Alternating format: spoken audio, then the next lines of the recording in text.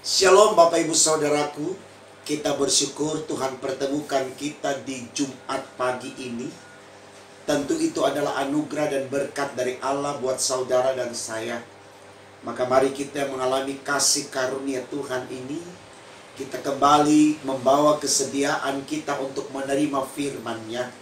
Dengan percaya lewat firman Allah di pagi hari ini, sekalian kita semakin disemangati untuk melakukan yang baik dalam hidup ini seperti yang Tuhan inginkan. Mari kita awali dengan doa saudaraku, kita berdoa.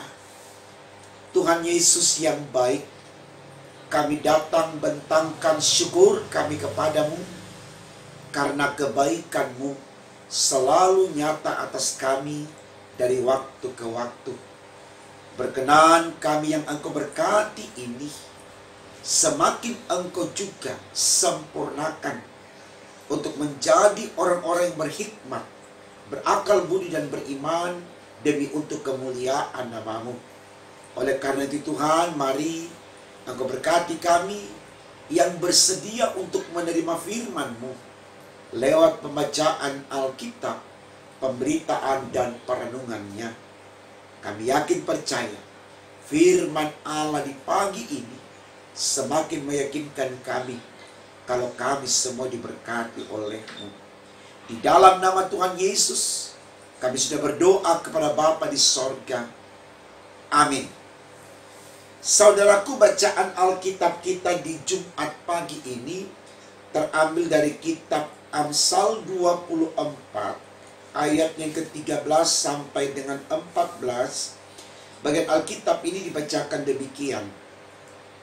Anakku, makanlah madu, sebab itu baik, dan tetesan madu manis untuk langit-langit mulutmu. Ketahuilah, demikian hikmat untuk jiwamu. Jika engkau mendapatnya, maka ada masa depan, dan harapanmu tidak akan hilang.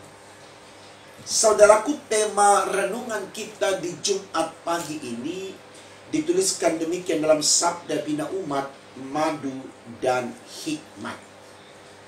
Bapak Ibu Saudaraku yang diberkati Tuhan, kita sadar betul bahwa untuk bisa fight dalam hidup ini, atau untuk bisa menunjukkan karya-karya kita lewat pemberdayaan potensi yang kita miliki, maka saya dan saudara harus sehat jasmani dan rohani.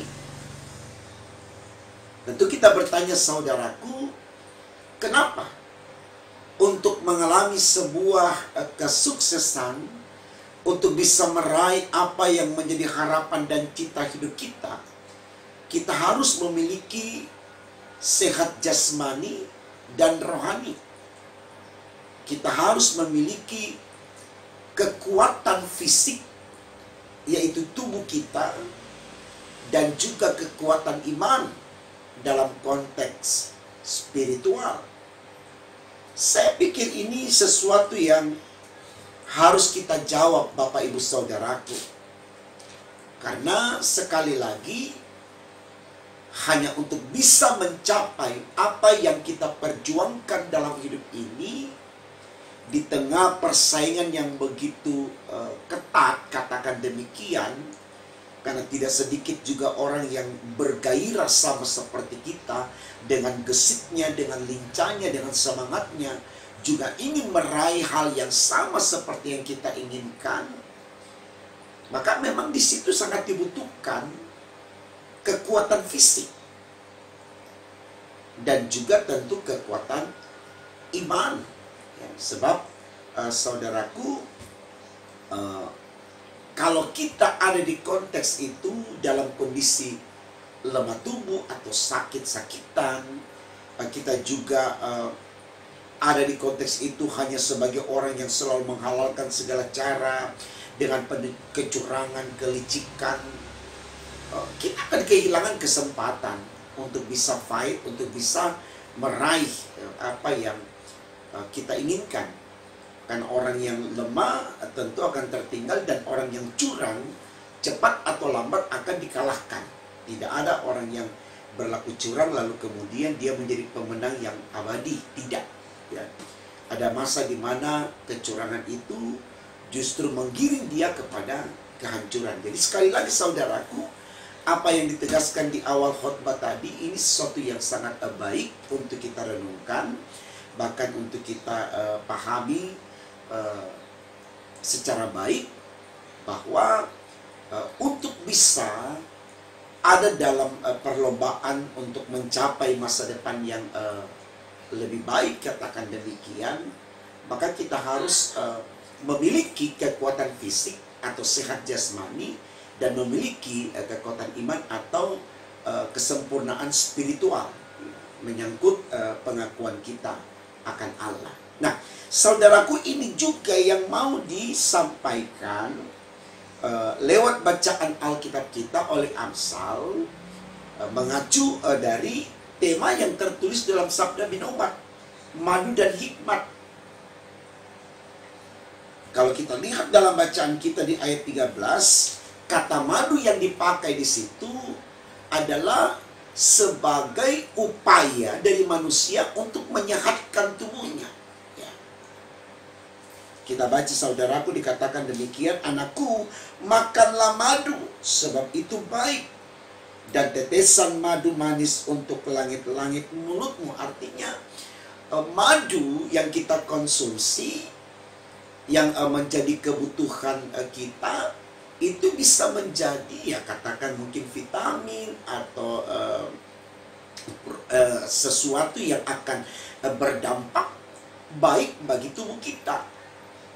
Ya, banyak hal yang kemudian bisa berdampak kepada kesehatan kita ketika kita mengkonsumsi madu sesuai dengan apa yang dianjurkan. Ya, tentu juga kita harus punya takaran, katakan demikian. Kita tidak minum madu satu hari satu botol begitu ya, tidak. Ya, artinya ada juga aturan-aturan yang harus kita ikuti. Tetapi adalah baik kalau kita mengkonsumsi madu, ya. Karena selalu dikatakan madu itu sumber energi karena kita memiliki kekuatan dari sana dan bisa juga menyembuhkan banyak penyakit. Jadi kata madu dalam bacaan kita ini mau mengarahkan kepada kita bahwa kita akan mendapatkan kesehatan, kita akan mengalami kekuatan, semangat, ada energi dalam diri kita, ya. Karena yang diberikan dari madu itu tadi adalah sesuatu yang positif, sesuatu yang baik untuk tubuh kita. Jadi ini mau ditegaskan bahwa saya dan saudara harus sehat secara jasmani, ya. Nah, sementara saudaraku di ayat yang ke-14 dipakai kata hikmat. Hikmat berhubungan dengan sesuatu yang kita bangun lewat kekuatan iman kita, ya. Hikmat Allah selalu menjadi satu kelengkapan kalimat pendek yang dipakai oleh manusia untuk memahami Allah, mengerti tentang Allah. Artinya dengan hikmat Allah ini kita tahu menempatkan diri kita di hadapan Allah sebagai yang menyembah Allah. Artinya kita sungguh-sungguh orang yang percaya kepada Allah, ya. Jadi kata hikmat ini mau mengkondisikan kita bahwa kita akan menyadari kalau kita ini hamba Allah, anak Allah, umat Allah, sehingga kita selalu berkiblat kepada Allah untuk hal apapun yang akan kita manage dalam hidup ini.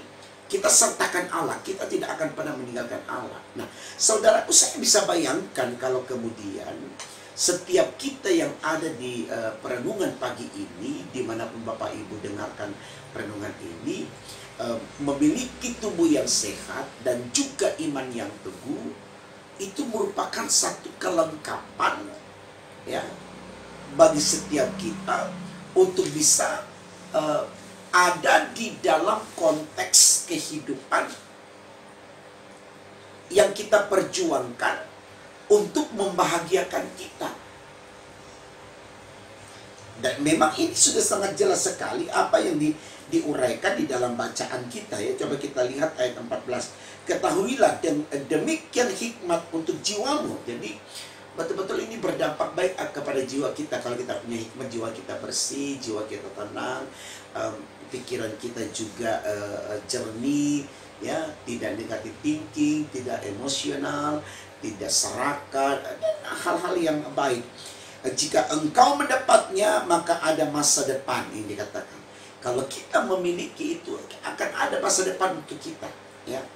Jadi dan harapanmu tidak akan hilang.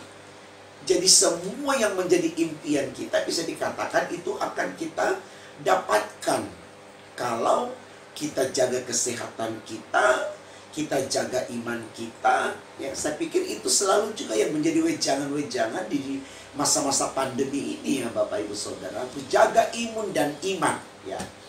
Jadi imun berhubungan dengan kesehatan tubuh jasmani, ya. Iman tentang pengakuan kita akan Allah. Jadi kedua hal ini harus selaras, ya. Ya, harus selaras, benar-benar tidak pincang, ya. Harus ada keseimbangan antara keduanya supaya kalau ini kita dudukkan bersamaan menjadi spirit atau modal kita untuk fight, saya pikir kita akan kuat, saudaraku, dan kita pasti akan menjadi pemenang, ya. Karena memang, ya, Tuhan sudah menegaskan itu dalam firman Allah. Jadi saya pikir firman Tuhan di pagi ini sangat baik sekali supaya kita mulai jaga tubuh kita, ya. Kalau toh kemudian kita sudah menjaganya tapi kita masih tetap sakit dan seterusnya, ya mungkin di balik itu ada rencana Tuhan yang indah untuk kita. Tapi bukan karena kita lalai, bukan karena kita sengaja membawa tubuh kita yang sakit, tidak. Tapi ya karena ini juga merupakan otoritas Tuhan. Ada banyak orang bilang dia nggak pernah keluar, dia tidak sembarang orang bercengkerama dengan orang, dia tidak makan sembarangan, dia jaga makanan dan tapi sakit juga. Artinya di sini kita bisa melihat otoritas Tuhan supaya kita tidak pernah komplain kepada Tuhan, tapi kita tetap bersyukur apapun yang Tuhan berikan kepada kita. Sehingga dari rasa syukur itu iman pun bertumbuh, dan akhirnya iman yang bertumbuh ini akan membuat hati kita gembira, ya. Firman Tuhan katakan hati yang gembira adalah obat, sehingga kita akan lebih bisa untuk menghadapi kenyataan itu tanpa harus marah, tanpa harus geram, tanpa harus kesal, ya, lalu stres dan seterusnya. Tidak, tapi betul-betul kita bisa melihat setiap kejadian yang ada. Di balik itu ada rencana Tuhan yang indah untuk kita, ya. Berulang-ulang dalam renungan pagi selalu diambil contoh tentang ya Paulus, tentang Ayub dan seterusnya, ya. Tapi mari kita coba bawa ke dalam kehidupan kita sendiri. Apakah kita bisa tampil seperti Paulus, seperti Ayub, ya, untuk benar-benar selalu mempermuliakan nama Tuhan dengan apa yang ada pada kita, baik fisik kita, iman kita, semua kita gerakkan secara total, secara menyeluruh dalam rangka untuk mempermuliakan nama Tuhan. Baik saudaraku, kita pahami firman Tuhan di pagi hari ini betul-betul dengan iman supaya kita bisa melihat bagaimana Allah turut bekerja dalam hidup kita, dalam kita menjaga kesehatan jasmani kita, dan di dalam kita membangun iman percaya kita kepadanya. Jadi semangat, lakukan apa yang terbaik untuk tubuh jasmani kita, dan bangun terus harapan kita dengan iman yang teguh. Maka yakin kita akan selalu diberkati oleh Tuhan. Karena firman Allah katakan hari ini, ya, harapan kita tidak akan hilang, ya. Dan kemudian kita akan meraih masa depan yang penuh, ya, kemenangan. Dan inilah impian semua kita. Semangat saudara, semangat. Kita yakin Tuhan memberkati kita hari ini dan sampai selama-lamanya. Amin. Mari kita berdoa. Tuhan Yesus yang baik, terima kasih Engkau sudah berkati kami di hari ini. Kami sungguh bersyukur karena Tuhan ada untuk kami. Berkenan Tuhan, kami yang sudah Kau berkati ini, Kau jaga kami, Kau lindungi kami, agar yang semua yang kami alami bersama dengan Tuhan selalu menyehatkan tubuh kami dan menjauhkan kami dari orang-orang jahat dan kuasa-kuasa kegelapan. Ini doa kami Tuhan, sempurnakan dan kabulkan, karena kami berdoa hanya dalam nama Tuhan Yesus, Allah kami yang hidup, Immanuel, haleluya. Amin.